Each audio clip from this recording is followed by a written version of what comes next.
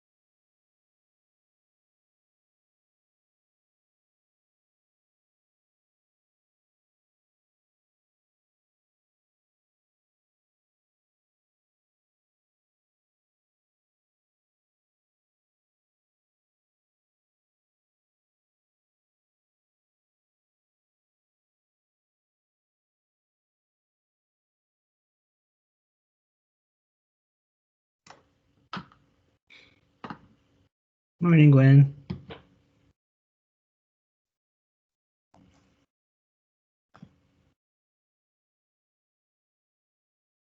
Good morning. Good morning.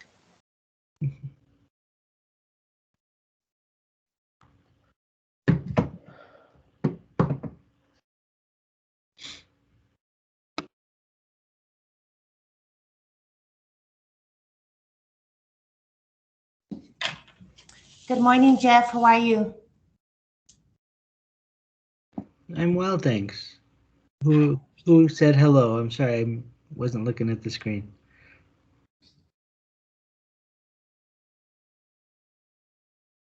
Jeff, can you hear us? Yes. Hello, good morning. There we go. Hi, Jeff. Sorry, I just had to put the volume up. Oh, no worries. It's early and Friday. I totally get it. Yes. So I don't think we've officially met, and I should probably stand in the front so you can see me. Well, I'll stand over here. So I'm Veronica Solorzano. I am the new Wade Menlove at Eagle School District. And there's going to be a group of us joining you today, and Wade will actually come in as well. Oh, fantastic. Fantastic. Yeah, he had mentioned to me that he's still working part-time, is that right? Yes, we just started part-time, and so, Yeah, yay. that's great. Yeah. Welcome Well, to nice to meet you, Jeff. Yeah, nice to officially meet you too. We'll have to work out a time to get together and have Yeah, some. for sure. Yes. I'm happy to help you guys out and get you squared away, so you know. Thank you. Yeah, I can use all the help I can get. I'm happy to help you out. That's what I'm here for. Awesome.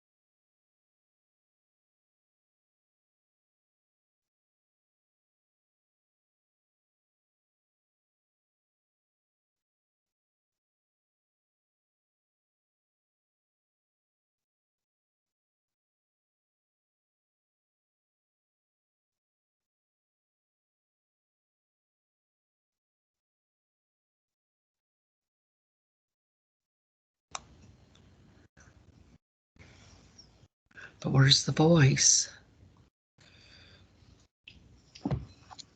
I heard somebody's voice. Oh. Hi, Jeff. This is Denise. I'm Hi, just trying to make sure I'm on audio. Yeah, we got you. Good morning. Good morning. I'm so excited for this day. Oh, believe me, I am too.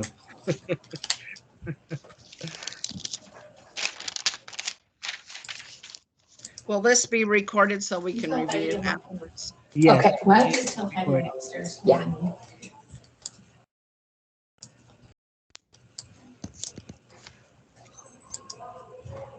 All right, everyone. Looks like it's 9 o'clock by my computer, so we're going to go ahead and get started. Thank you so much for meeting with us today.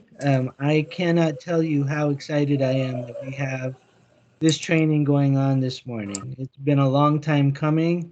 I know many of you have been concerned, as have I, about being able to add our students into a system that we can keep track of and take care of them and give them the best of ourselves. So I'm really happy for the day to come.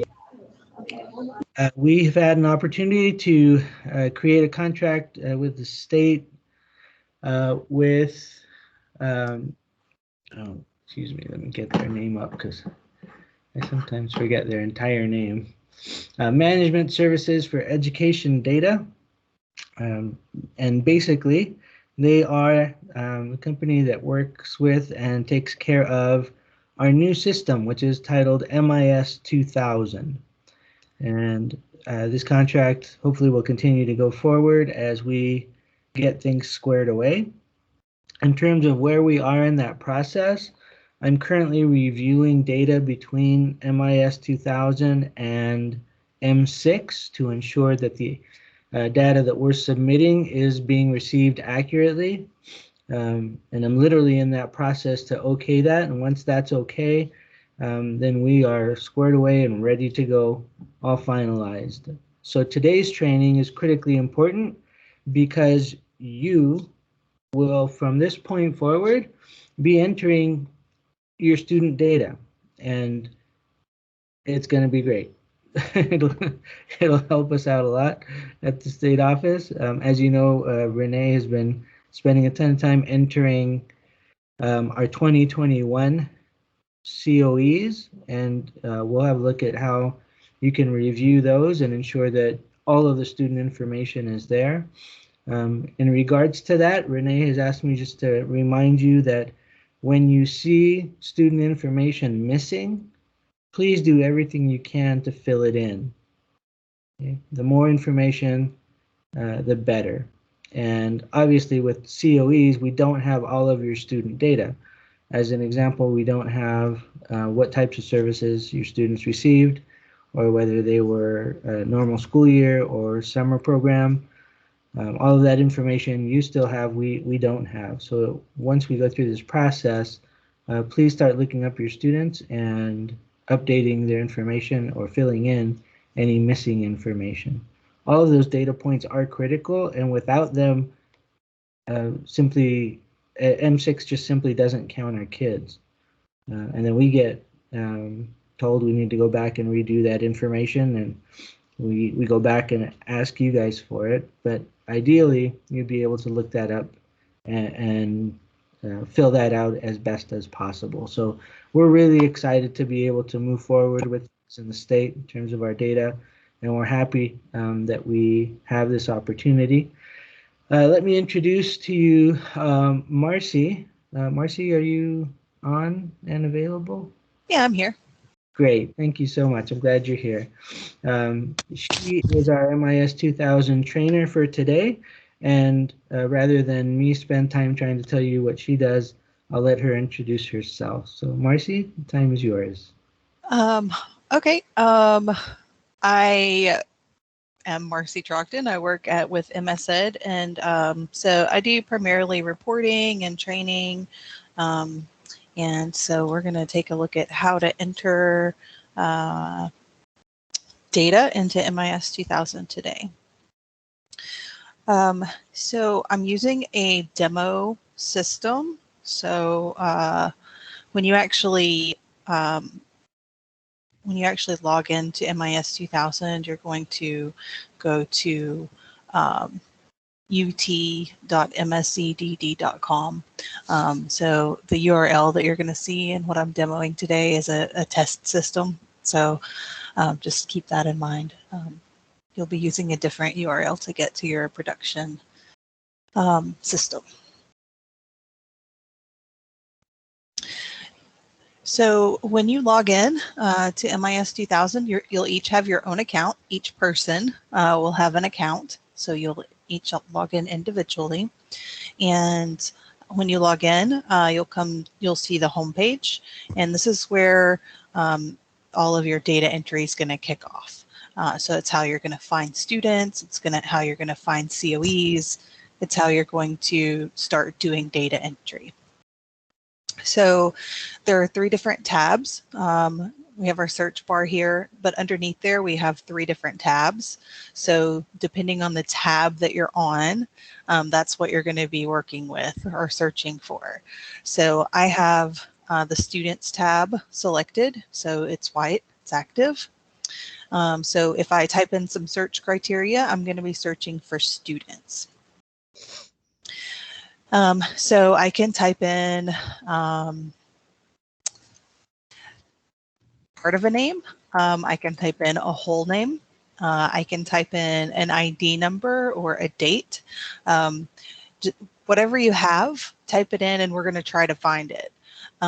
So once you type in your search criteria, you do have some filters. So there's the enrolled filter, and it works with the school year drop down. So you can select a year and find kids who are enrolled in that year. If you deselect that, it's going to search all school years. Then the active only filter, that's going to limit the results to kids who have recent activity. So they may have eligibility remaining, so they've had a move within 3 years, but it can also include kids who might be continuation of services. So if you're looking for older data, you can deselect that and go back even further and look for older students. So once you have found the kid that you're looking for, you'll see their name. You can expand the child's information. It's going to show you all of the enrollments that we have. In MIS 2000, enrollments can mean different things depending on the enrollment type that you assign to them. So we can have kids who are enrolled in school. We can have kids who are, young and not yet in school. We can have out-of-school youth. So these enrollments will represent, the whole spectrum of kids that you have in your migrant program. Then each student has its own menu. The last column in the search grid has this little these 3 bars. We call it the hamburger menu. So each student has their own menu. And when you hover your mouse over it, you'll get all of the options for things that you can do with that student. So the first one is to view the student record. When I select it, it's going to show me a PDF of just a summary of this child's information. This is customizable, so we can show you different things. This is just the standard generic student record. So you can't do any data entry here. This is just information to get all of the kids' stuff on one page so you can see it all easily. And it is a PDF, so you can print it or save it or do all of the PDF things that you can do. So we can click back to search results on the right-hand side here to get back to where we were at. And let's take a look at the next thing we can do with kids. And that would be to edit them. So when I select Edit Student, this is where I'm going to be able to enter students' data, like services. So I actually have services selected here. So let's take a look at that. In MIS 2000, services are provided during a time period, or in real life, they're provided during a time period. So in MIS 2000, we use enrollments to define that time period. So you'll notice at the top of the page here, there's this enrollments dropdown. So if a student has more than one enrollment, you can use the enrollments dropdown. If you need to go back to a prior year and add a service, you could select an older enrollment and go back and look at or edit the services for a prior enrollment. The enrollment that you have selected is going to be displayed in the header. So we see the facility and the enroll date and the grade.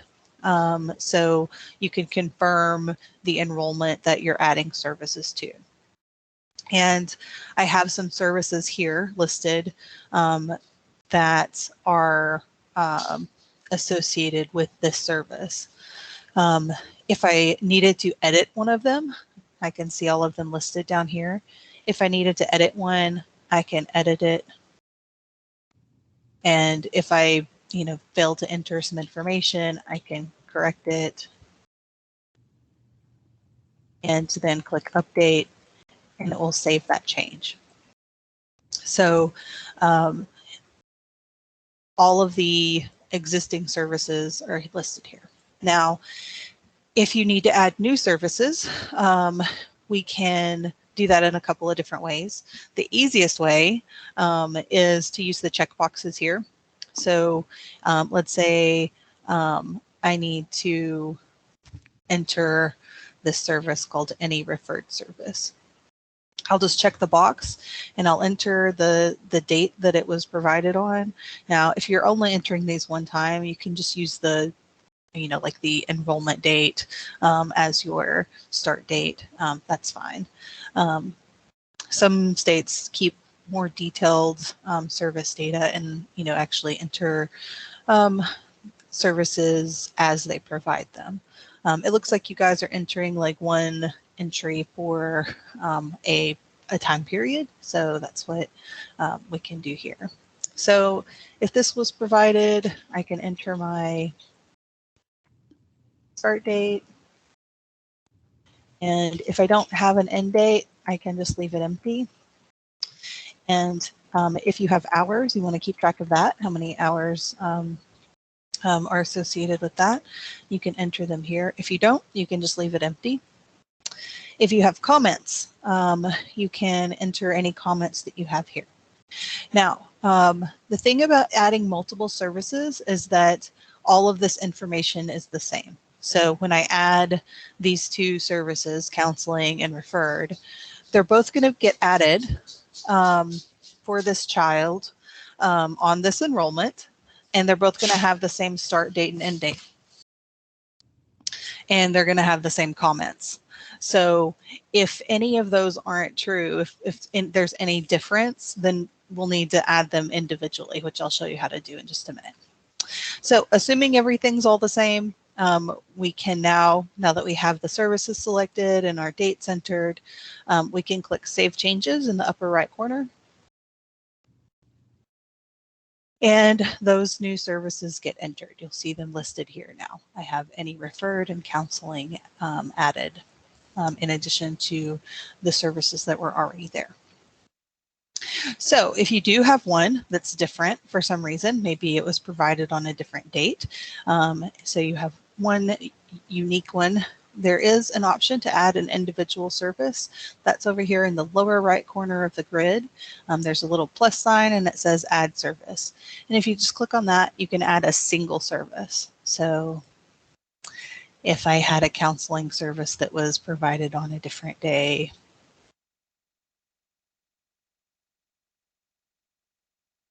I can enter that and insert, and now I have that individual service that has a different date on it. So those are the tools you have for adding services to kids. And again, those services are linked to an enrollment. So does anybody have any questions about entering services before I move on to something else? Hey, Marcy, can you hear me? Yes. Okay, this is Wade Munlo down in Nebo School District. I actually have a question going back to the report that you showed us before, how to edit. So you showed us how to search for a student, and there was a big long list of students. is that pulling only from students that we would have already entered into this system? Or is it using like the state database or our district database to pull that information from? Or is that information we would have to enter? This is all information that's in the migrant database, the MIS 2000 database. So it's not linked to another system that I'm aware of. To get if you have new children, they have in the migrant program, kids have a COE, and entering COEs into MIS 2000 is how new kids get created in it. So we haven't looked at that yet, but to answer your question, these are kids who've already been in your migrant program. Okay, all right, sounds good. Any other questions?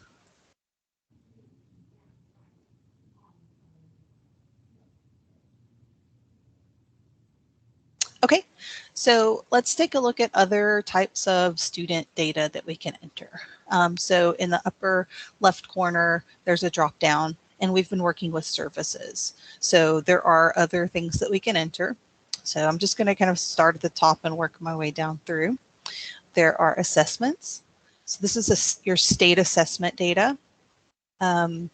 And like services, these are linked to an enrollment because a test is administered during a time period, and our enrollments are our time periods in MIS 2000. So if I wanted to add an assessment, I'll use the add assessment in the lower right corner of the grid, that plus sign and add assessment. So we'll just click there, and I'll get a form to fill out. So you'll just select the test name and the interpretation. You'll enter the admin date, which is kind of a quirky date. It's the month and year. There's no day. And then the score. And then just insert, and that will save that assessment. So if you have state assessment data, this is how you'll get it entered. The next thing is course history. So this would be for like high school credit accrual.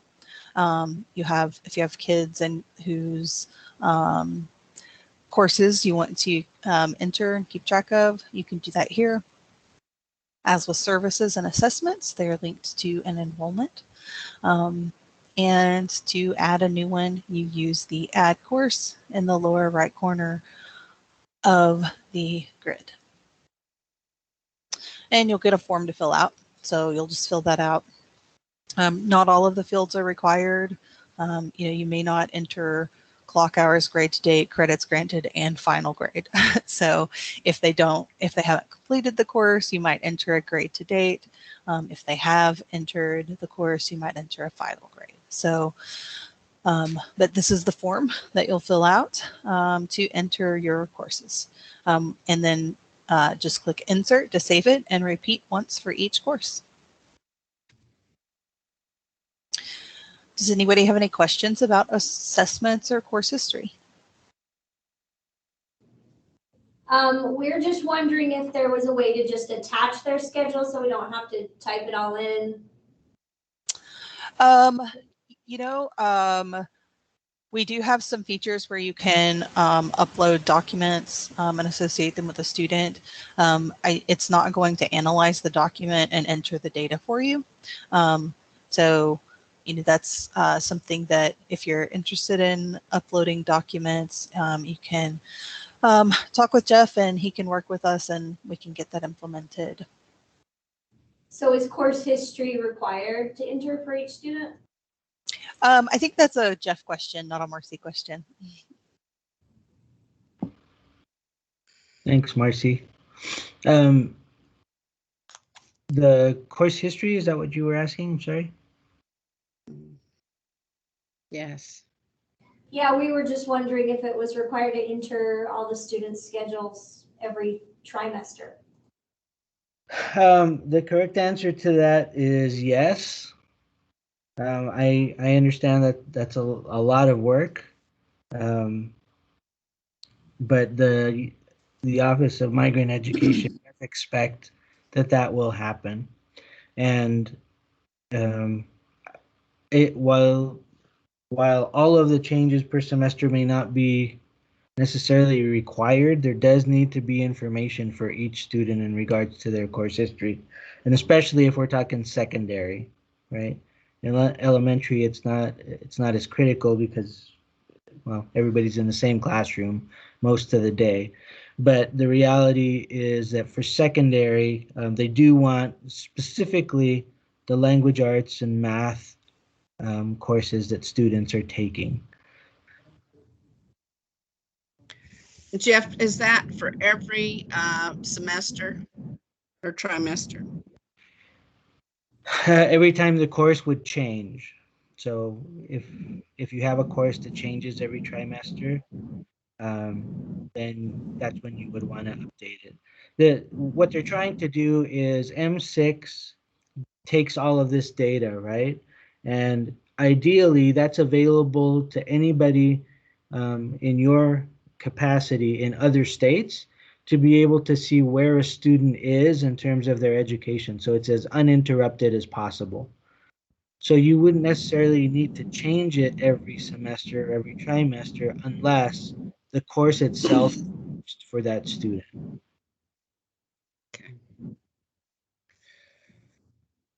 That way, when the student moves, anybody who looks them up in M6 would be able to see, oh, the last course that they were taking was this specifically. And again, we're looking primarily at language arts and math for students. And then in early ed, it's not as critical, but it really is in the secondary age. That's why I was wondering if we could upload their schedule, then it would be faster to upload, plus they'd see a complete list of their schedule and have more information than just entering their math and their language arts. Yeah, I understand. Yeah, I mean, of course, right? We would want to see all of that. So let me speak with management services and ed data after this meeting to discuss that, but that's a great question. It would be nice if we could just upload a document and it would read. I don't know if that's feasible or not. So I don't know if I Marcy don't can answer that or not. I don't think that we've done anything like that. We can upload documents. So we have states who update things, upload various documents for their kids, and just so that they have a record of them. But to my knowledge, we don't analyze any of those documents to do data entry. The data entry still needs to be done. So in this case. With what we have currently available, you could upload a document with like the complete transcript and manually enter the ones that you're interested in or something like that. But if you want to go more in depth with that, talk with Kevin and see what possibilities there are. Thanks, Marcy. And I will take it up with Kevin. Kevin is the main developer, I want to say, for MSEDD. So I'll definitely have that conversation with him after our meeting today. Okay. There is a question in chat that I think is for you. Let's see, enter math and then language arts, then upload the transcripts for more detailed information. Yes, you could certainly do that, Penny.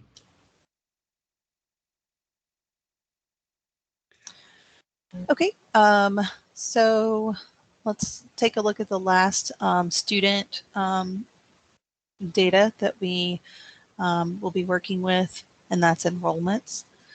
So for each year that a student's enrolled in a school or in the migrant program, you're going to create an enrollment for them. So I have this child who was enrolled in the 1920 year. If they were still here for the 2021 year, and I needed to enter an enrollment for them, because again, we have to have that enrollment to be able to enter services, assessments, and course history against that enrollment. So to enter an enrollment for a new school year, we just use the add enrollment in the lower right corner of the grid. and we get a form to fill out. So it's going to pre-populate some of the information from the prior enrollment. So it's going to keep that school.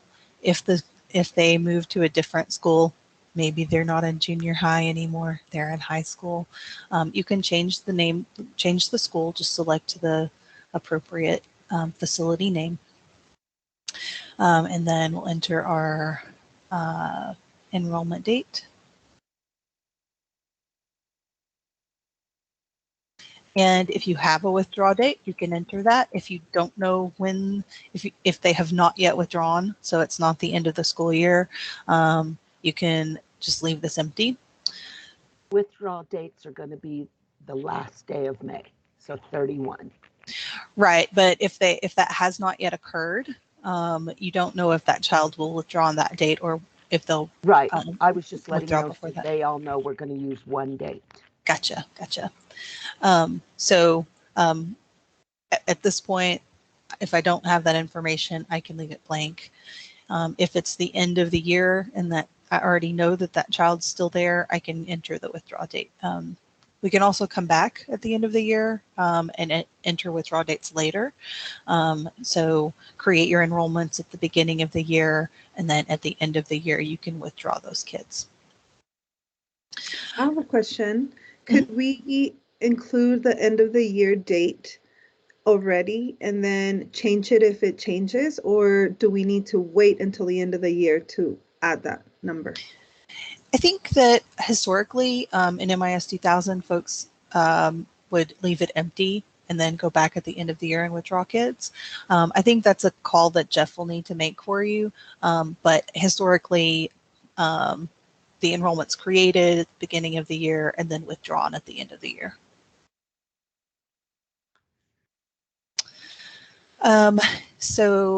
Right, I'm going to leave that empty.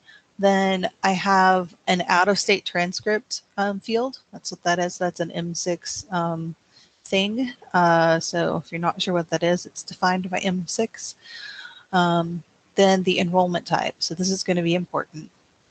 So if this is an enrollment in like the regular, in a basic school program, I'll select 1. If it's something else, then I'll select that. So if it's none of the other things that are listed above, it's residency only. So if you have an out-of-school youth that's not attending anything, residency only. If you have a 1-year-old that's not attending or participating in anything, residency only. So we'll select our enrollment type and our grade. The termination type and date, you don't need to enter. We calculate that. That's when the child's eligibility ends. If their eligibility ends before like their 3 years expire, then you can come in and edit it and change the reason. So, but we will calculate the end of eligibility. And Marcy, is that calculated from the qualifying arrival date? Or It is. Okay. Yeah. We calculate the end of eligibility termination type using the QAD from the COE. And then if the child's eligibility ends prior to that for some reason, you can come in. If they graduated, change it to graduated and enter the date that they graduated. Okay, Marcy? Uh-huh. Can you go back to the enrollment types and Sure. Can you describe each one of those for us? Because in the past we've kind of been confused about which ones we'd be using for like the regular school year compared to summer school. So in the chat, Renee says enrollment is still going to be 1, 3, or 6. So, aside from the information that's described here, I don't really know a lot. It sounds like you're going to use 0, 1 for your regular school year enrollments. You're going to use 0, 3 for summer enrollments. If a kid's enrolled in both the regular school year and the summer, you're going to create 2 separate enrollments for that. So they'll have 1 regular school year enrollment and 1 summer enrollment.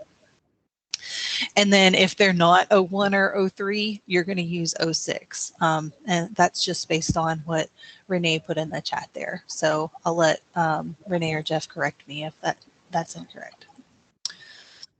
Sounds good. Thank you. Yeah, no, that's right. We're gonna keep it as we've been doing that in the past, so it shouldn't be anything different from what you've been doing. Okay, Jeff, I have a question.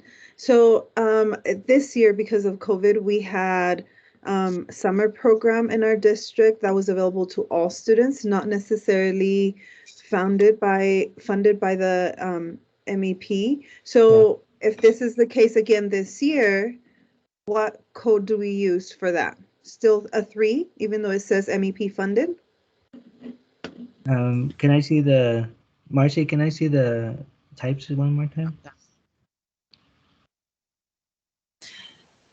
So I believe that 03 is specifically for MEP funded summer intercession projects. It's used for the category 2 count, Jeff, just for information. Yeah, that is a specific count. But we don't have another summer program. And if it is available and the kids are enrolled in a summer program, what do you want us to do for that? Well, if that program that's a summer program, you said that's available to anybody, but is also MEP funded or not MEP funded? It's not. It's not. Like this year, at least in Provo School District, because of COVID, we offer summer school to all kids that wanted to do it, and it was not funded through the MEP program. So if that happens again this year, I just want to know, do I enroll them in that summer MEP funded, or will we create another one that just says summer program? And no, these are the Marcy, correct me if I'm wrong, but these are M6 decided, right? It's not Yes. we have any additional, we can add any additional. So in that case, we're still going to keep 03 for that. Okay, so you Okay. don't want us to use 06. You want us to still do the summer, even if it's not funded by MEP. Yeah, because it's a summer program, and that's what they're trying to keep track of, is how many of our kids are actually participating in any summer things. Okay. Yeah, I mean, I would be happy to answer that to OME if they come up with questions in regards to whether it's specifically funded by MEP only or if it's additional funding or whatever the case might be. So yeah, 03 is what you'd want. Okay, so next there's the districts of residency, which is going to get pulled in from the prior enrollment. Residency date, that's a COE thing. We're just showing that to you for informational purposes. You can't actually enter anything there. Then the residency verification date. So you can, when you verify residency, you can enter the date that was done here. Then we have, LAP, IEP, medical alert, immunizations available, continuation of services, the Algebra 1 indicator, and a priority for service flag. So when you create the enrollments, you'll fill out as much information as you have. If you don't have something, you'll just leave it empty. You can always come back and add it later. Once we have the form filled out now, we'll just click Save Enrollment. And we have our new enrollment here. So now that this 2020 enrollment is available, I can go and enter 2020 services for that child. And I'm going to repeat that process in the summer. So for my summer kids, I'll add an enrollment and I'll enter the date that they're they enrolled in the summer program, and my enrollment type and their grade.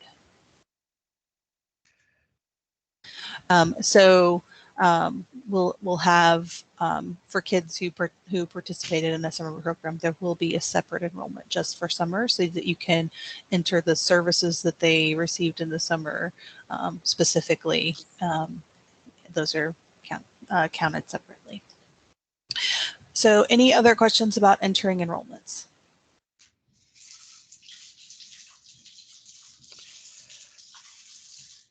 Do we get to practice this? I'm sure I'll have tons of questions once I'm entering them, but right now it seems really easy.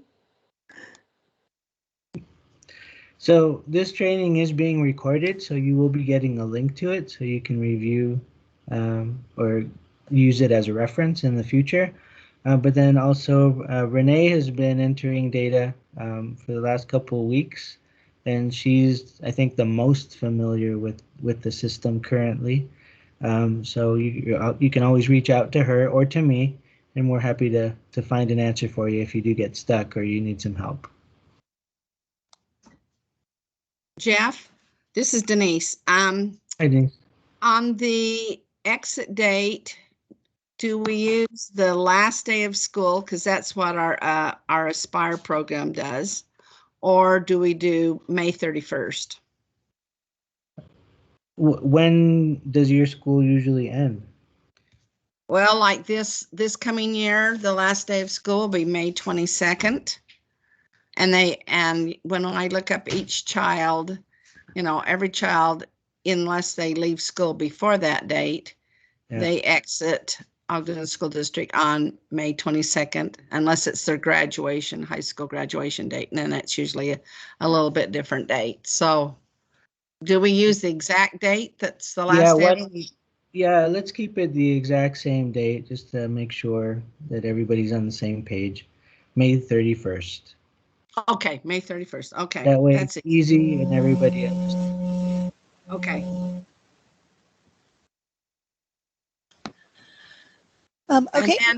And then entry date's always going to be September 1, correct? If they're starting the year, September Yes. 1st is the first date that OME actually counts for the new year. Okay. So yeah, if they're starting the academic year with you, September 1st is the date. If they enroll after that, then there's no issue. Right. Hey, Jeff, what about a kid who qualifies for a continuation of services? So if they qualify for continuation of services, let's say that their typical exit date is May or June, but they can continue to go through our summer school and they can continue to receive services through August. So if school starts the middle of August, do we create an enrollment even though they really only qualify until the end of August? Does that make sense? Yeah, so let me ask a clarifying question. They're going to continue on for that summer, and that's still a part of the year previous. It's not a part of the year to start, right? The Right. fall. Okay.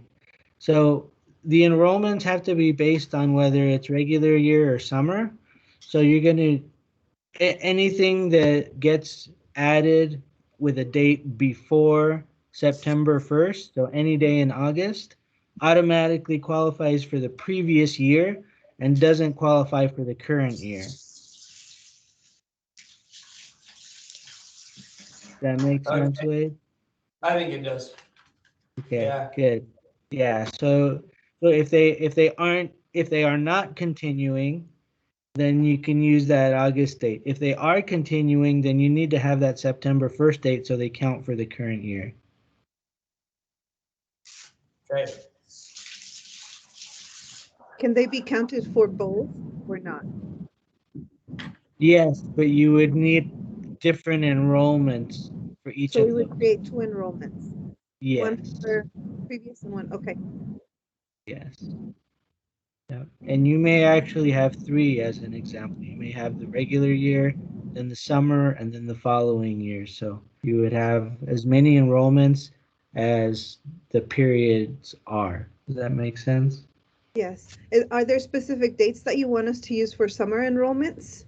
No, anything that happens during the summer, you can use the actual date because that's going to count for that previous year's summer enrollment. They won't count for the current year until it happens September 1st. Marcy, is there a Yes. place that we could mark if they are continuation of services? Yes. So on the enrollment, there is a continuation of services flag. So if, depending on, the case, you'll assign the appropriate one to the enrollment. So if it's 01, 02, or 03, you'll use the appropriate code. Okay, and maybe you showed us this, or maybe you're gonna get to us. Is there a place to mark priority for services? Yeah, it's right here, PFS. It's just a yes or no flag. Okay. Okay.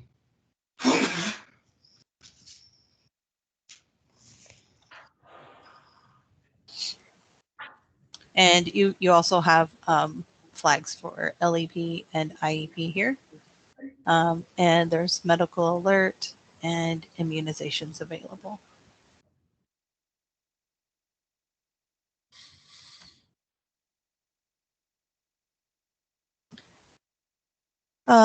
Okay. Now, once you have the enrollments created, if we go back to, let's say, services, now in the enrollments drop down at the top of services, we see all of those enrollments. So if I needed to add services to a different enrollment, I can select that enrollment and enter services there. By default, it's going to show you the most recent enrollment. So here's my summer enrollment. I can enter summer services now for this enrollment. Just if I have multiple, I'll enter my data and click Save Changes.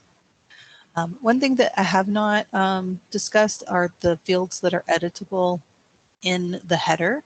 So you'll notice some of these are just text. Some of them are actually data entry fields. So you can correct, students' names, spellings, and their date of birth if that's if you find something that's incorrect. And just as with adding multiple services, click Save Changes to save those. So that's pretty much everything as far as entering services and enrollments and student data here. I'm going to go back to search results and let's look at a little bit more data entry stuff. So I still have my search results up here. Let's look at our students menu. So we have edited our student. That's how we're going to do all of our data entry for enrollments and services. Then the next item is list COEs for the student. So right now I'm on the Students tab. The next tab is the COEs tab. If I select List COEs for the student, it's going to do a search for me and find all of the COEs that the student's associated with. So if they've had 5 different COEs over the past 6 years, all of those will be listed. So when I click on that, it's going to take me to the COEs tab and list all of the COEs that kid's associated with. So this is similar to the student search. You can expand a COE and see all of the kids listed. Each COE has its own menu. I'm going to come back to the COE menu. The one thing that we'll go ahead and look at right now is View COE. So if you want to see what the paper COE looks like, you can view COE and it's going to show you the paper form. It's just filling in the information that's been manually entered. And this is a PDF, so you can print it or save it, but it's not editable. So when I come back to my search results, now I'm on this COE. So I'm going to come back to COEs after we've looked at the rest of the student stuff. So I'm going to click back over to students. And let's look at the last thing here in our students menu. And that's to add kids to a list. So each of you as a user can create your own lists of kids. So if your district is working with the same, 50 kids, you can create lists, 1 or more, however many you need, of the kids that you work with. so that it makes it easier for you when you're doing data entry and looking for your kids. So you can kind of do all of the searching and find all of your kids, add them to lists, and then you don't have to search for them anymore. You can just take a look at the list that they're on and easily find them. So if I add them to, these are the lists that I already have defined. So if I select one, it's going to add that child to my list. And I get a confirmation at the top. I can see the lists that I have by going to the Lists tab. That's the third tab here under Search. So lists, these are the 2 lists that I have defined. You can edit the name of a list just by clicking on the pencil in the Edit column. You can change the name of it. You can create a new list. There's a new list button in the upper right corner. That gets you a new list. It's always going to be called new list, so you can edit the name of it and update that. And once you have that list created, you can add kids to it from the Students tab or the COEs tab.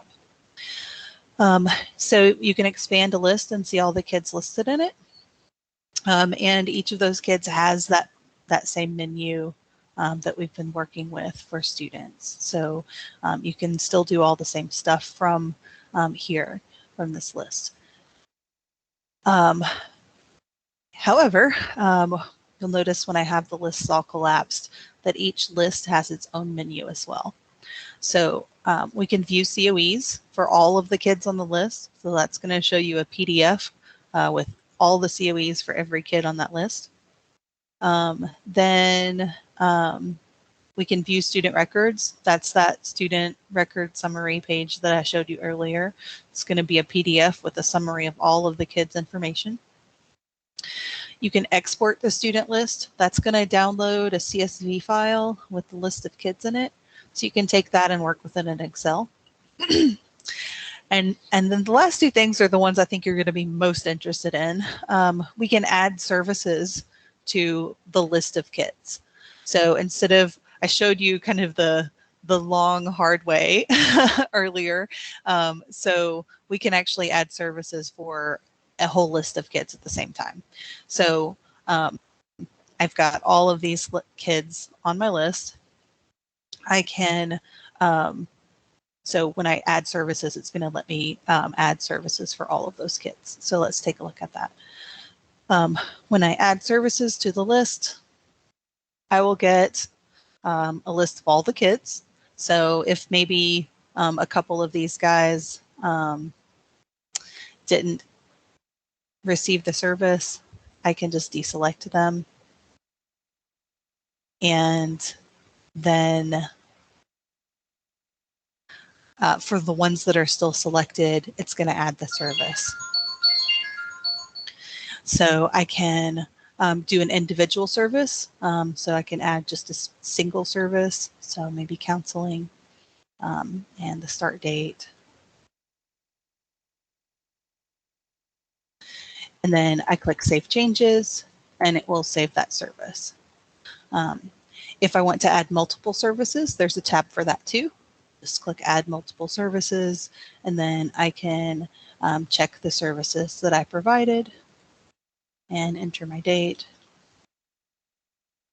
and save changes. So the kids who are selected are the ones that are getting that those services added. The ones that are deselected will not. And we have, so you can do that to save yourself a lot of time doing data entry with your services. Do you guys have any questions about that before I move on to the next thing?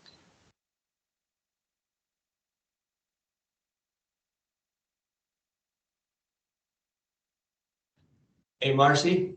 So you mentioned that we'd be able to see past or prior COEs. Does that mean we could see COEs from another district or from another state, or only the COEs that we've entered in our own district?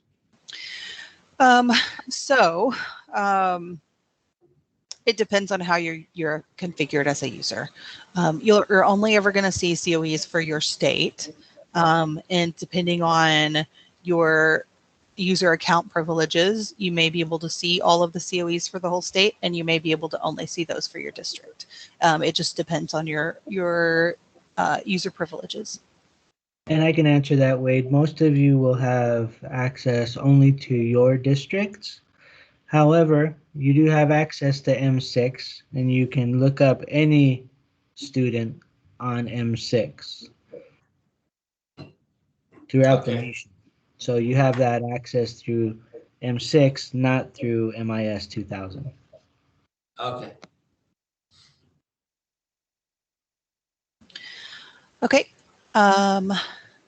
So if there are no questions about adding services to a list of kids, I'll go back to search results and we'll look at the last item for working with service or lists of kids, and that's to enroll or withdraw a list of kids. So this is going to be useful for you the beginning of the year, the end of the year, for summer, so that instead of doing one kid at a time, you can enroll and withdraw groups of kids. So we'll just enroll, withdraw, and it looks similar. So we have all of our kids listed here. If there are any that you don't want to apply this change to, you'll just deselect them. If you want to withdraw all of them, you'll just enter a withdraw date. And when I save changes, it's going to withdraw all of those kids. If I want to create a new enrollment, I can also enter a new enroll date. And when I click Save Changes, it's going to create a new enrollment for all of those kids. When we do the new enrollment, you'll notice there's a column over here for new grade. This is going to let you specify a specific grade for that kid. So you'll notice that it's bumping them all up one when I do a new enrollment. So if maybe one of them did not bump up to the next grade, or their grade is different for some reason, you can change that here. And then when you save, it's going to enter all of those enrollments with that new grade. It is going to re-enroll them in the same school. So if you have kids who are moving to a different school, you'll still need to do those manually. But this will definitely save you a lot of time when you're doing your data entry at the beginning of a year or summer, so that you can create all of those enrollments at one time. Marcy, we do have a hand raised. Hilda, do you want to go ahead with your question? Yes. So let me go back on the kids that leave the district and we only have access to the district they belong to, but how are they going to be able to get the information to the other districts that if students leave their district to another district so they can enroll them immediately? Because during the re-interviews, I find a lot of kids that have moved from one district and no one has contacted them. And I usually give it to the director, but are we supposed to still notify the directors or the districts that these kids are moving there? Yes, if you do have contact with them or contact information, you should be getting in touch with them. You can also do that through M6. So you have a couple of options there, but ideally, if it's somebody a student going from one of our districts to another of our districts, yeah, there's no reason why you shouldn't just, give the receiving district a call and say, hey, this is a student that's coming your way. That way we can always ensure that they are in our radar, and we can keep track of them in that regard. Ensure that they get their services with as minimum interruption as possible.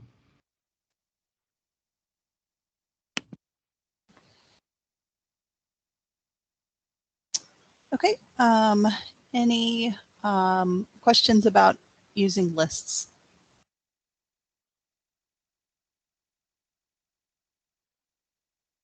Okay. So the last thing that we looked at here that we haven't yet looked at are COEs. And Jeff, I think that doing COEs may take a few minutes. We'll go over if I dig into this. Do you want me to continue, or do you want to schedule another time to do COEs? I think we're okay to continue. Okay. I understand if some of you have other meetings that you need to get to. This is being recorded, so we will get you a link to the recording at the end if you have to miss this portion, but I think we can continue. Thanks, Okay. Mark. Sure.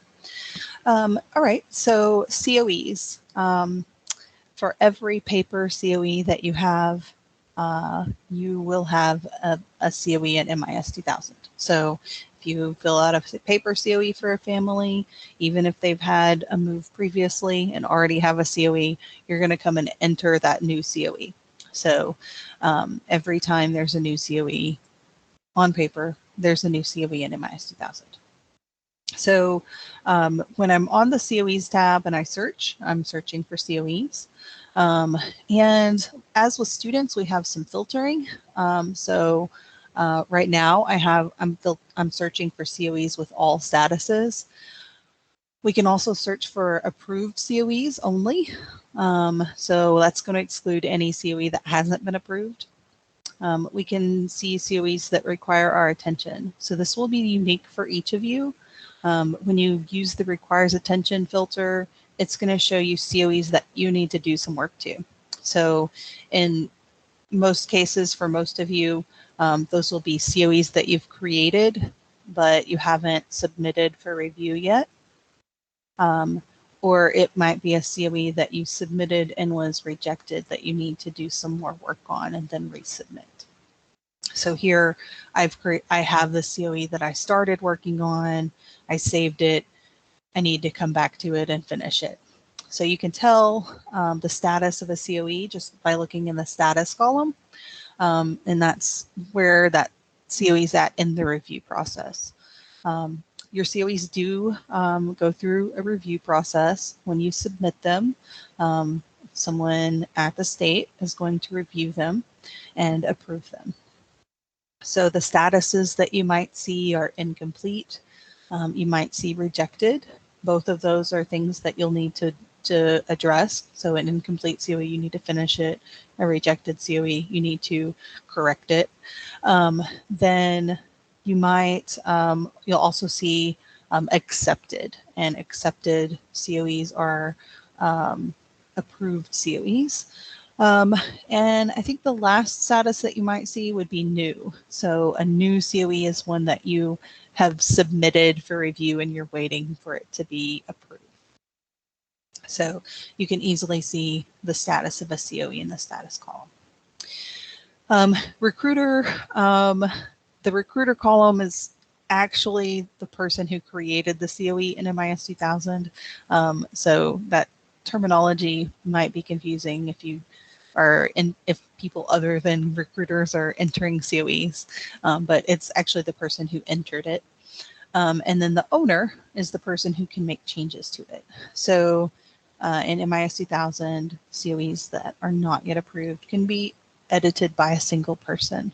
So this just shows you who owns it and can make changes to it. And then the last filter is in process. So in process COEs are ones that you have submitted and you're waiting to be approved. So they're not yet approved, but they are in process. From here, if I have already created a COE and I needed to finish it, I have a menu. We looked at View COE, that's just a PDF of the paper COE. Then to resume work on a COE, you can edit it. So we edit COE and we'll get a form. And you see that I've already entered some information on the COE. I have some things that I haven't filled out, so I'll need to fill those out.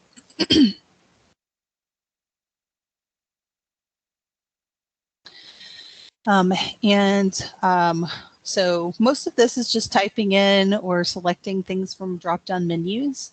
When you come to the child data section, each child will have their own row. So you see I've already entered one child here. To add a student to a COE, you just click the empty row at the bottom of the grid, and it's going to give you a form to fill out. So we'll enter our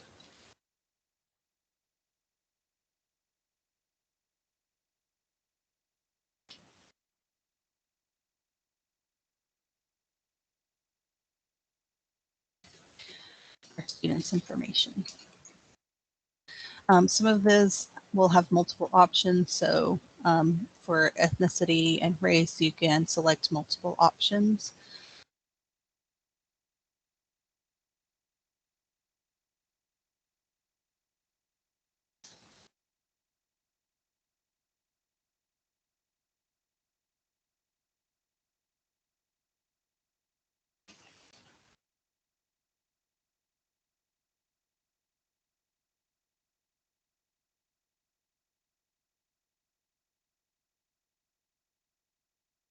And when you finish filling out that student, you'll just save student.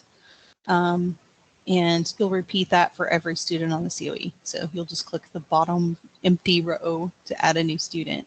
If you need to fix one, if you didn't finish filling one of the students out or you need to correct something, just click on the student that you need to edit and it'll give you the form so that you can correct things. So if I entered the wrong grade, I can correct that and save. Marcy, we have a question on the chat, and that is, Okay. where would they go to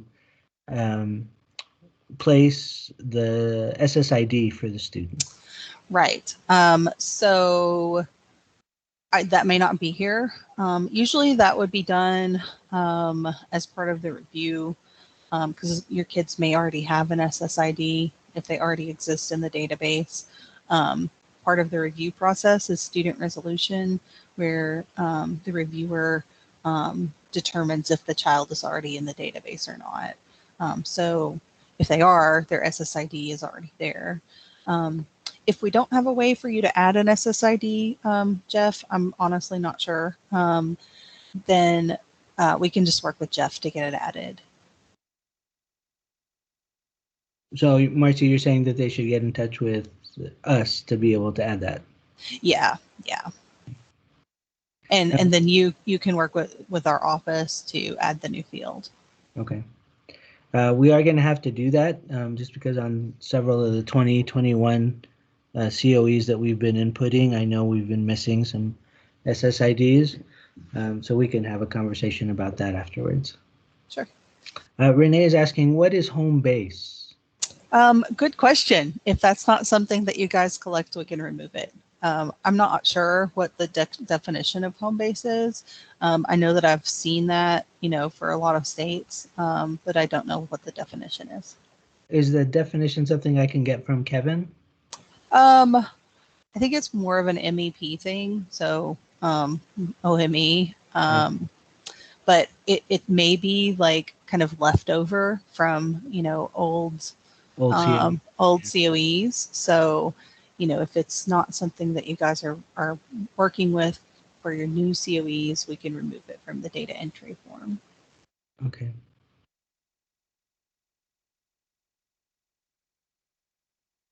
All right.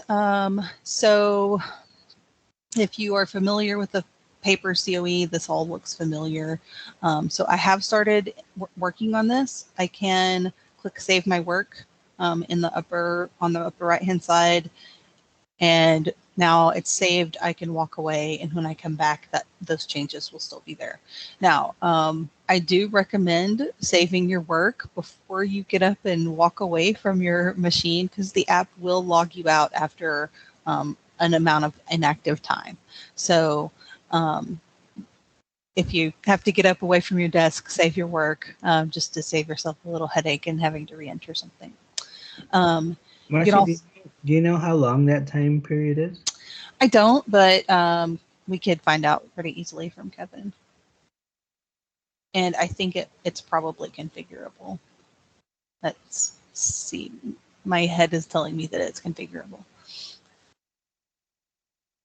So then we can also cancel changes, and if you if you've created a COE that and you change your mind, you shouldn't have created it, you can delete it. So as long as you own the COE and it's not yet approved, you can delete the COE. Then let's scroll down. I've already filled out everything in the section 3. So, you know, some of these things you'll fill out and some you won't, just depending on the circumstances of the COE. For everything that requires comments, there is an individual comment box. So if the children moved to join or precede the worker and you're filling out item 2BI, you have a comment section just for that item. So everywhere that you need to enter comments, there's a place for those comments. Then when we get down to signatures, we have a few options here. You guys are collecting paper COEs. So if the parent or the person being interviewed signed on paper, you're just going to click signature on file. You're not going to do anything with the sign button. You're going to just leave that as is and enter the name of the person who signed and the date that they signed and their relationship. So if you did not get a physical signature, you would instead use the verbal authorization checkbox. So, you know, in the case that there's not a physical signature, you would instead check verbal authorization. So one of these two things, for paper COEs, one of these two things must be selected. Or the app is going to expect a physical signature. So you can collect a physical signature with a touch screen device by clicking sign and having them sign in the box. Marcy, I just want to reiterate something just prior to the signatures, and that's number 6. Okay. So on your COEs, guys, you must tell us specifically where you got the information that the worker is actually there. So it's either the worker statement, which is A, right? Employer statement, if you spoke with the worker's employee, or any state document that they may have that shows that. But you do need to check one of those, A, B, or C, for number 6. Apparently that's something that's been missing on a lot of the COEs, but it's critical information. It is a part of accepting the COE, so without that, we can't accept the COE that you're giving us. So please make sure that that's there. What I'm getting, Jeff, is instead of determining what makes it temporary employment, I'm just getting remarks like still works at the meat company. So you're looking at number 5? No, on number 6. Those are the kind of comments I'm getting, which doesn't tell us why it's temporary. Thank you for clarifying that, Renee.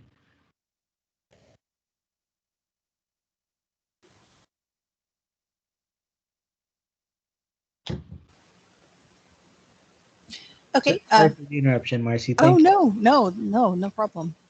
All right. So, right. In order to submit the COE, you either have to have a physical signature, or you have to indicate that the signature was collected on paper or it was verbal authorization. Then the next signature will be the interviewer. So if that signature was collected on paper, you'll click signature on file. If you are the interviewer and you're signing it electronically, you can click sign and sign in the box. So one of those two things must be done to submit the COE. Then the name of the interviewer. and the date that they're signing. So there's a question about LEA reviewer. There is not an LEA reviewer currently. Right. So Jeff, do you have any comments on whether or not there will be an LEA reviewer in the future?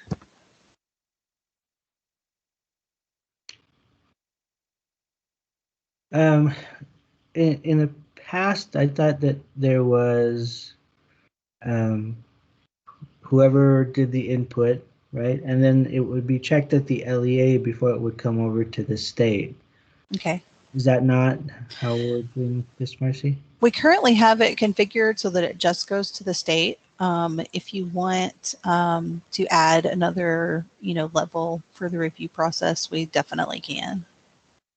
Yeah, I'd definitely like to add an LEA reviewer. Okay, let me make a note on that really quick. Thank you. Sure. And thanks, Randy. That was a good question. And then just to clarify what Renee was asking for, because I saw, I think Gwen asked for some clarification. What type of work is the worker doing? So it has to be specific to clarify that they are indeed working in agriculture or fishing. So to say that they, it needs to be specific. So if they are, as an example, plucking turkeys, right? Or if they are in the fields picking onions, or whatever the case might be, you want to be specific to what it is that their actual work is. Thanks, Marcy. Sure. Okay, so once you have completed all of the sections of the COE, you are ready to submit. So when we submit the COE for review, I'm just going to click that button. It brings up the COE log, so I can see the date and time that I first created that COE. That was earlier today. And I have the status and the person who did that. So now, if I have some comments about reviewing the COE, I can type those in. They're not required. The only time we require COEs is if a reviewer is rejecting it. So if you have some comments, you can enter them. Otherwise, you can just click submit, and that COE is going to be submitted. So I have my confirmation. Now I see that I have that COE here. It's showing up in my requires attention because I have myself configured to do my own reviewing. So that's how you would, handle a COE that you've already created. If you need to create a new COE, there's a button for that. So the new COE button, when you click on that, you get a new COE. It's the same. It's the form that we were just working with. So you can start from scratch on your new COE. So you're going to do that for every paper COE that you have come in.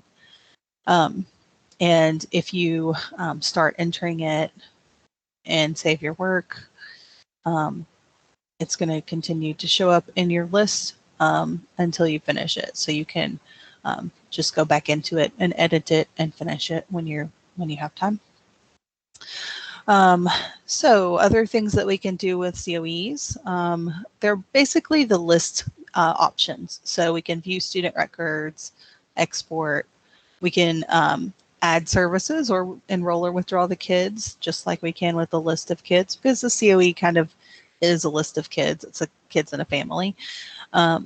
And then we can add the kids from that COE to one of your existing lists. So those are all the things that you can work with on COEs. That's all of the data entry stuff. If you guys have any questions, now's a good time for that before I move on to the next thing. Marcy, in terms of COEs and the hard copies, how long would you recommend that LEAs keep them? I don't have an answer to that question. I don't really work with the MEP directly. So I think OME is the way to go there. Okay. And then in terms of COEs, we don't need to, once a COE is entered for a student, we don't need to re-enter that COE, right? It's just a matter Correct. of moving it over. Okay. Correct. Once you have entered a COE, then you would just if a student arrives during the year and you've entered their COE, you would then just pick up kind of the normal routine of withdrawing them at the end of the year. And, if they enter summer program, you'll enter their summer enrollment and just proceed as with every other student. If they move again, however, if they leave and return, or they move and have a new qualifying move, you would have a new paper COE, and therefore you would enter that new paper COE because they have new information. There's never going to be a time where you open an old COE and edit it to look like a new COE. That just is not something that we do. In fact, the only people who would have privileges to edit an approved COE would be administrators. So, right. So you'll create new COEs every time there's a new paper COE. Otherwise, you're going to enroll and withdraw. I have a question about that then. So technically a COE is good for 36 months, their qualifying arrival date. But with the old MAP system, Jeff, every year you kind of wipe that system clean, and we had to start over because there's a new school perhaps, or a new grade, perhaps a new address. Even though they haven't moved in or out of the district, they may have changed address or phone number. So every year the recruiters would go out and make a home visit, and they would update information on the COE. And every year we have to go in and kind of change the COE. But Marcy, you're saying that once we submit the COE, we can't go in and change that. And so, Jeff, is that practice going to change, that we update those every year? So you'll need to still do the visits. That's a requirement for OME under the program itself. But yeah, just as Marcia said, that's going to be different in this system than it was previously. And in MAPS, we did that as a way to ensure that everything could be as updated as possible. That's just how that system worked. This is a new system, and we're going to have to do it a little bit differently. Jeff, I do have some comments to add there. Yeah, please go ahead. COEs, are a paper COE. We treat them as a document that was signed, which is why we don't like to change them. Jeff, we do have a feature where we can add there's another page that would show up in this list for students for family. So you can keep a current address without changing the COE. We could, if you have a process where you might need to update a family's address because they moved down the street or something, we can make that family page available so you can do that without making any changes to COEs. It will always be true that, when there's a new paper COE, you make a new paper COE in MISD 1000. But I think you can accomplish all of the same function as far as keeping a current address and such in MISD 1000 without making kind of a dummy COE that wouldn't necessarily be a COE. Oh, that would be great, Marcy, if you could add that for us. Sure, I'll add that to my list. Thank you. So, Jeff, just to clarify then, we want to make at least an annual home visit, but when we do that, we're not going to fill out a new paper COE then. We're just going to make a visit and, maybe check on their address and report that back to us so we can go in and change their address in this other place. But we're not going to fill out a completely new COE then. That's correct. Okay. Unless question, they've moved out and come back. Correct. Then it's a new COE because they have a new qualifying arrival date. Right. Okay, Jeff, at what point do you want us to submit the COE for you to review.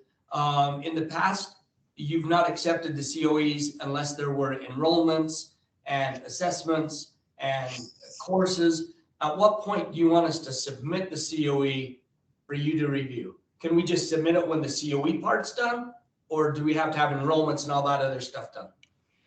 You can submit it, but we can't approve it unless there's some specific data there. So there's a minimum number of data sets that OME requires are there in order for it to be approved. So I can approve the COE, but that doesn't necessarily mean that students are going to count until those minimum data elements are actually added to the information. So what I'm thinking here is I will give you a list of what those are so you can look at them as a bare minimum for what you want to include when you enter a COE and student information. The law does say that once you find a family and you create a COE, that needs to be input within 10 days. So you want to try to keep to that as best as you can. And then after that, it should be approved within a relatively short period of time also. So on our end, we're going to work hard to make that change and make sure that that's consistent throughout. But that is the requirement under the law, and anything that goes over that is something that OME can ding us for. Okay, so you'll let us know what those minimum points will be. Yes. So yeah, there's a set of minimum data elements that are required for students to be able to count in our count. Even if we approve a COE, that information needs to be there. So if it's lacking, even if we approve it, the student doesn't count for our numbers. So we want to make sure that we have that minimum set. And I've asked OME for a copy of that list, and I just received it. So I'll get that out to you guys later today. Very good. Now, one more thing. So you have all of our COEs for this past school year, and Renee has been putting those in. And then we'll start putting in current COEs. When do you want us to start putting those in? When will this be available for us to start entering that? You're available to enter as soon as you get registered in the system. And if you sent your name and email address to Renee as a participant for today, you should already be able to log in to the regular system. So starting immediately, you can begin working on your stuff. The 2021 year that Renee has been adding has been the new COEs that you received for the 2021 year. And that's what she's inputting now. That's what I would ask that you guys review, go into and review and add any missing information. If there are state student IDs that are missing from those students, please get that list over to me or to Renee so that we can begin adding those. Renee asked a question, Marcy, in regards to the minimum data elements, and she's asking if they can be highlighted in the system in some way. So talk to Jeff Geike. Yeah. Oh, Jeff Geike. Yeah. And he can work with you on those sorts of data entry form changes. Okay. I'll get in touch with him later today as well then. So Wade, did that help answer your question? Awesome. Yes. Jeff, I was thinking either highlighted or make him mandatory, like you can't move on unless you put something there. Does that make sense? So I will say that when you're entering COEs and when you click, so there are some things that you have to complete before you'll be able to click the submit for review button. So there are some fields that are already just kind of required. You can't even try to submit the COE without them. But when you click the submit for review button, we also have a big list of things that we check for, which can be customized, Jeff. And if we find an issue, you missed a field or something, we're going to give you a message that says, hey, you need to enter this data before we can submit that COE. So in that case, you would just correct it or finish entering it and submit the COE. So, as far as COEs go, we definitely have things that we're checking before people can submit. If you're looking to expand that beyond there, you should talk it over with Jeff Geike. I will reach out to him. Thanks. Okay, I have a question. This is Denise. Before we could not even submit a COE unless we had those SSID numbers from our district. How's that going to work if we don't obtain those, or where do we put them in at? Well, Right. Oh, sorry. Go ahead, Marcy. Right. So right now they're not a required thing. So one thing that Jeff will need to kind of work out the details on that, but we can definitely add a field so that those can be entered. And Marcy, is that a Jeff Geike question, or is that? Yeah. So that will take care of, like, if we don't have to get SSID numbers for kids that are not in school yet, the 3 and 4-year-olds, then we don't even have to worry about that right now, correct? Right now, you do not. That's correct.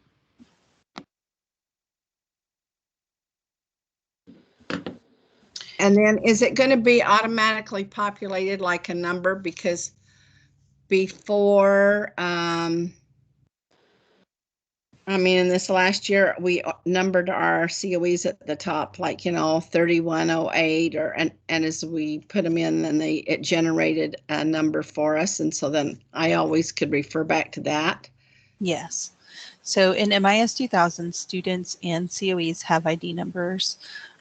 Students can have any number, like I can have a lot of different IDs. So there's an M6 ID, there's an ID that's generated by MIS 2000. They can have your SSID. So they can have a bunch of different ID numbers, and you can search for any of those and find the kid. COEs also have an ID number that we generate. So if I edit a COE, I'll see this UT0. Okay. That is the COE's identifier. So if you search using that ID number for a COE, it will find this exact COE. Okay, yeah, because that's how I always, went back and definitely found the students that way. Mm-hmm. So yes, you definitely have that. Any other questions? Marcy, there's a question about whether there is a resource booklet or something to use as a reference to kind of cover what we've talked about. And then there was another question that I can answer just really quickly, and that is whether there will be timestamps on the recording of this video. I don't believe that we are able to, but we'll look into that, and if we can, then we'll try to do that. But Marcy, I do not have a generic resource, book for data entry. All of our systems are custom, so I don't really have a generic thing for you. We can, however, do additional trainings as needed. So, if we need to do more, we certainly can.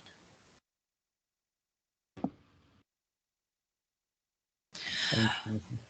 Sure. We've looked at all of the data entry stuff. Let me show you just a few more features here, and then we'll wrap it up. Reports. So if you go to the Reports tab, you can run reports. The steps are numbered 1, 2, 3. So you just pick the report you want to run, and then it's going to load. And if the report has filters, you can enter filters. So if you wanted to run the report for a specific district, you can select the district code and set it equal to your district code and add filter. So you've added a filter, that it's applied when it's displayed at the bottom. If you make a mistake, you can highlight it and remove it. Then most reports in MIS 2000 use a date range. So you'll enter the start date and end date. That's going to just be dependent on the report you're running. So if it's for a performance period, you'll use the performance period dates. If it's something finding, COEs that were signed during a time period and you're only interested in COEs that were signed in January, you could enter the dates for January. So reports in MIS 2000 are created for a pretty specific purpose. So that date range will just kind of depend on the report. So once you've got all of your filters and your date range, you just run the report and you'll get a summary page, a status page to keep you updated while it's processing. At some point, we'll get that. And it shows you the parameters. If you made a mistake, you can cancel it here and go back. And this is just going to refresh every few seconds until the report is ready. Then you'll see a PDF. So this is just a PDF. You can print it or save it. If your browser isn't rendering the PDF for some reason, you do have an option to save as PDF. You can also click Get Report Data, and that will download a compressed folder that has a CSV file in it. So if you want to work with this list of kids in Excel, Get Report Data is how you do it. And then you can add the students to a list. So if I click on that, it's going to create a list over on my lists page with all of those kids in it. So if I click back over to home and go to lists, now I have that list that was created by the report. So I can work with just the kids from that specific list. So that's how you run reports in MIS 2000. Let's see. Then the last thing here are resources. This is just a way that we can set up different folders that you can share files with each other. Then we have our extensive help page, which has our support email address. So if you're getting an error message or something, you can email us at support. The last thing we should look at is managing your account. So in the upper right corner of the screen, if you click on your account, you can manage your own account. So you can change your email address, update your name, change your password. If you were collecting electronic COEs, which you're collecting paper COEs, so this doesn't really apply to you, but if you're collecting electronic COEs, you can create a signature stamp so that when you click the sign button in MIS 2000, it'll stamp your signature. And you can change your password. So you have some control over your own account and managing it here. That's pretty much everything. Last chance for questions. Does anybody have any questions for me?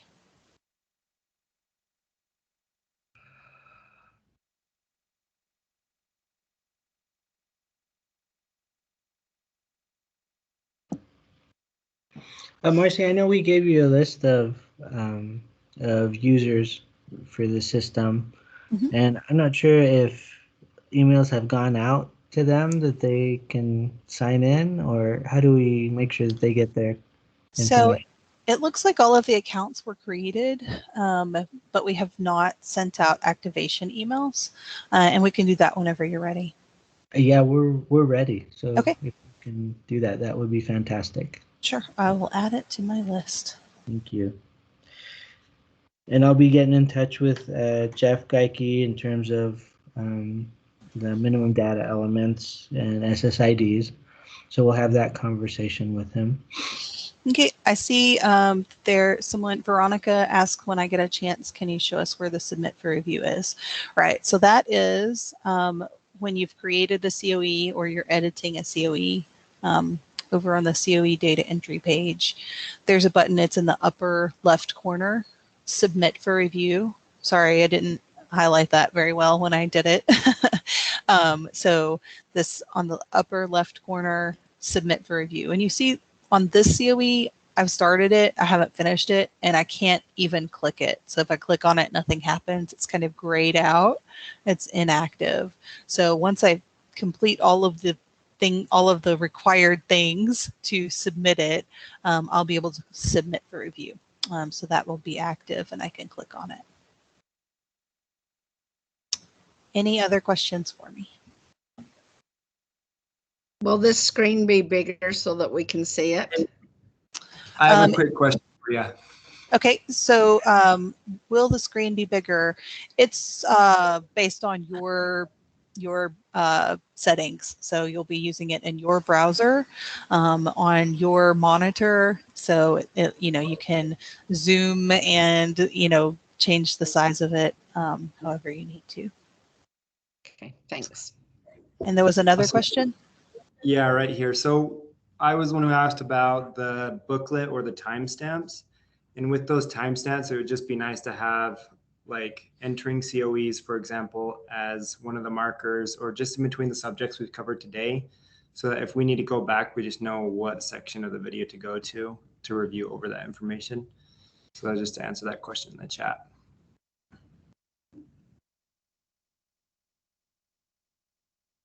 Okay, Jeff, I think that was for you. I'm not the one actually recording this. Yeah. So Renee mentioned in the chat that we're able to do that, and we'll set those up. Thanks. All right. Any other questions?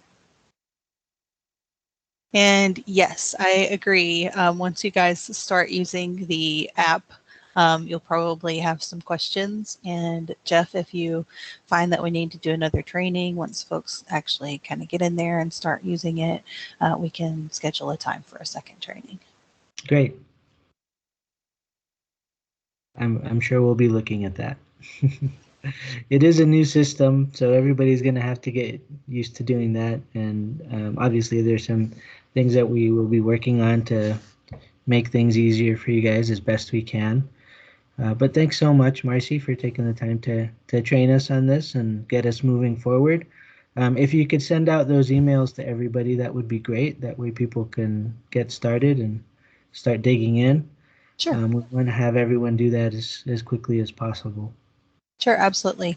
Thank you. That's everything that I have. Was there anything else that you wanted to look at? No, that covers what I think needed to see today. Are there any questions, any additional questions for Marcy?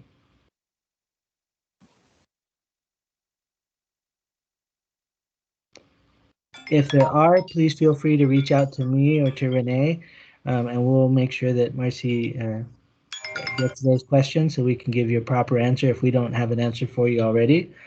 But thanks again so much for joining us. I'll stay on the line for a little bit, but that is what we wanted to cover today. Just to let you know that you now have access to the system. Marcy will get those emails out to everybody so that you guys can start logging in and figuring out things on your own. It will take some time. It's a new system, and obviously there are going to be some changes, so we are going to have to kind of grow with that. There's always growing pains with that kind of thing, right? But we do want to get you guys started and working on these things as soon as possible. I would encourage you to look at any of the COEs that you sent in to Renee to be able to look at that data and see if there's anything that you can add or that you can clarify. Renee, do you have anything that you wanted to mention as you're going through the 2021 COEs? Did you want to mention anything to anybody? Not if they'll just take a look and fill in the blanks where I have not, because it's information I don't know. Also, there are some districts I have not even been able to get started on.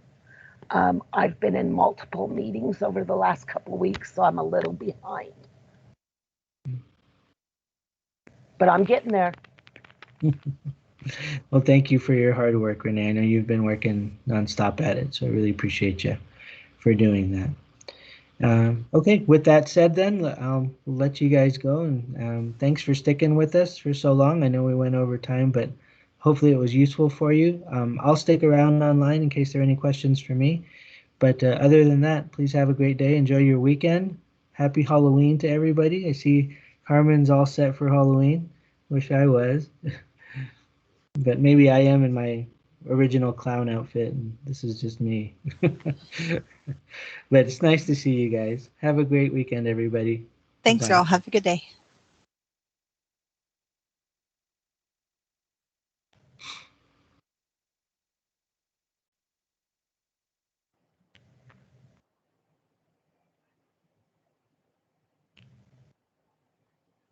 So if you guys have any questions for me, yeah. Yeah, feel- but I have a question. This is Gwen.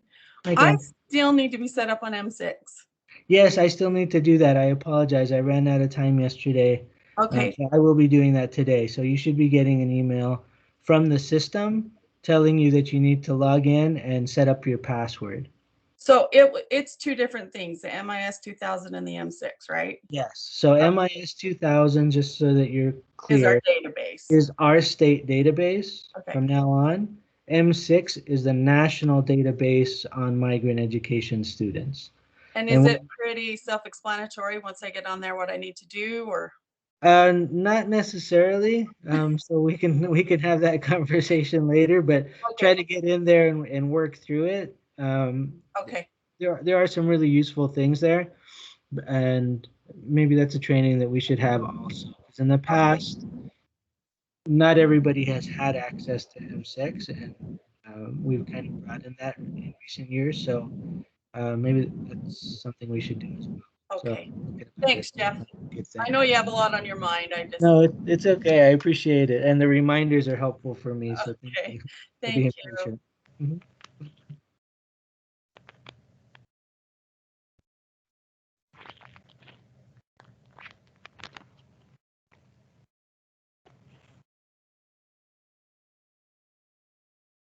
Penny, I just saw M6 training would be great.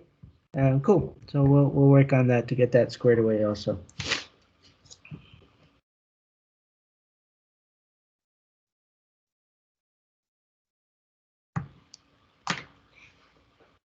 So Jeff, this is Denise. Yes, Denise. How soon will Renee be able to get us our last year's stuff so we can start looking at it? I don't know if Renee has gotten to your district or not. So. Well, I know she's put our stuff in because she thanked me. Oh, okay.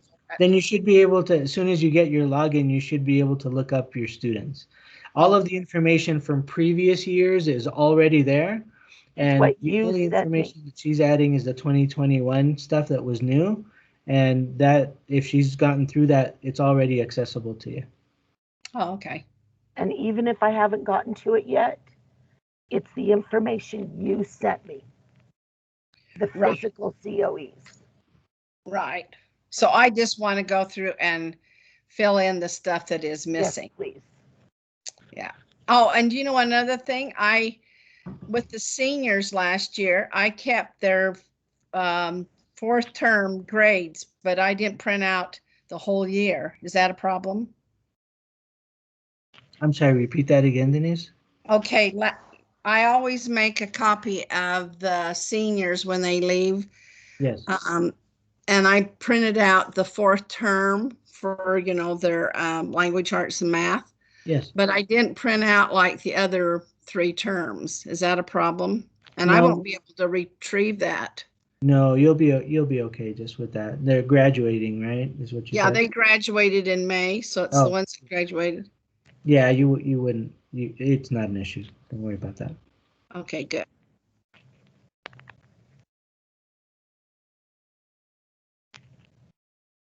Renee, she's just a miracle worker. All I can say is I don't know how she She's keeps great. on top of this. She's great. She really is. And with all the changes that have been going on, she's been great. Jeff, this is Hilda. Hi, Hilda.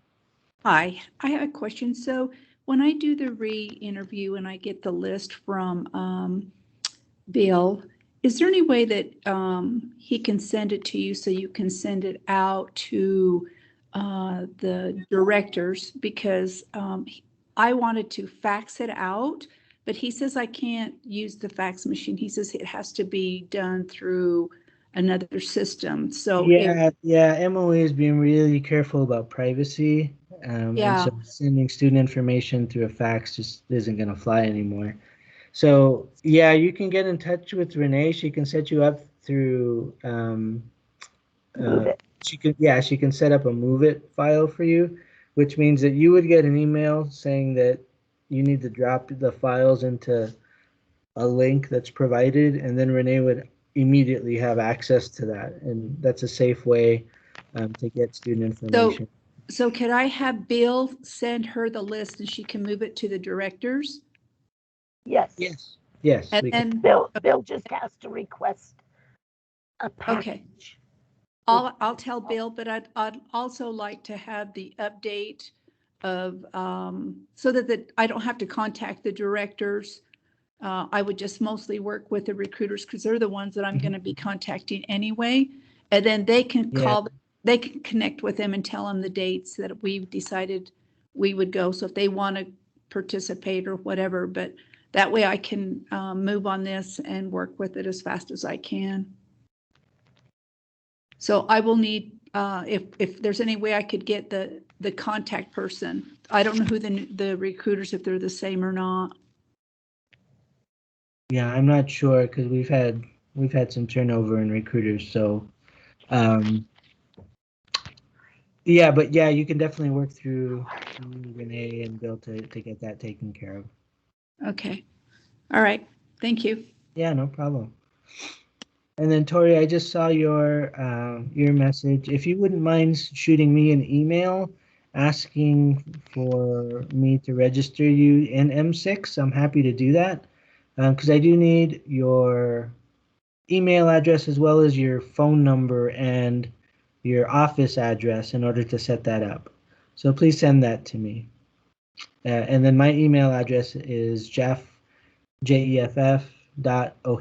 O-J-E-D-A, at schools.utah.gov.